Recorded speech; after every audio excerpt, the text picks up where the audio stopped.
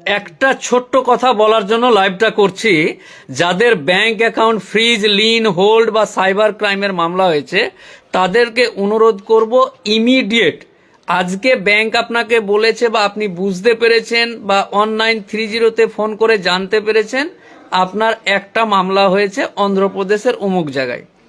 আমি মোফাক্কেরুল ইসলাম কলকাতা হাইকোর্টের অ্যাডভোকেট বলছি যে আপনার অ্যাকাউন্টে যতগুলো টাকা ঢুকেছে ততগুলো মামলা হবে বিভিন্ন জায়গা থেকে।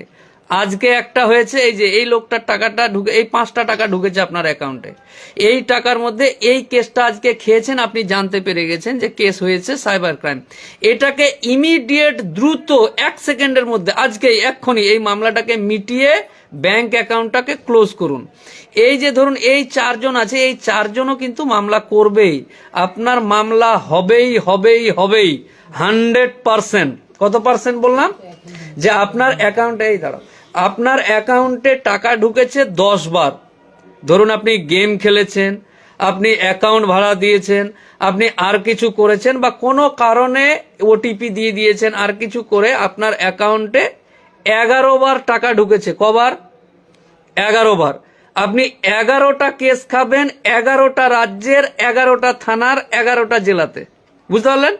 অতএব এখন যখন আপনি জানতে পেরেছেন যে আপনার উপর একটা অন্ধ্রপ্রদেশ বা তামিলনাড়ু, তেলেঙ্গানা, উড়িষ্যা, গুজরাট যে কোনো জায়গাতে জানতে পেরেছেন একটা, এই মামলাটাকে অতি দ্রুত এক্ষুনি চট করে 1 সেকেন্ডের মধ্যে মিটাতে হবে। মানে আজকে গিয়ে মিটিয়ে টিটিয়ে চলে এসে অ্যাকাউন্টটাকে ক্লোজ করতে হবে। কেস খাওয়া অ্যাকাউন্ট মানে আপনার অ্যাকাউন্টে কেস আছে বা আপনার অ্যাকাউন্ট ফ্রিজ আছে, লিন আছে, হোল্ড আছে, এই অ্যাকাউন্টটা কিন্তু আজকে যদি ম্যানেজারকে আপনি বলেন যে আমার অ্যাকাউন্টটা বন্ধ করে দেন, পারবে না। যে অ্যাকাউন্টে কেস আছে ওই অ্যাকাউন্টে বন্ধ করতে পারবে না কোনো ম্যানেজার। তাই অ্যাকাউন্টটাকে বন্ধ করতে গেলে ইমিডিয়েট মামলাটাকে মিটাতে হবে।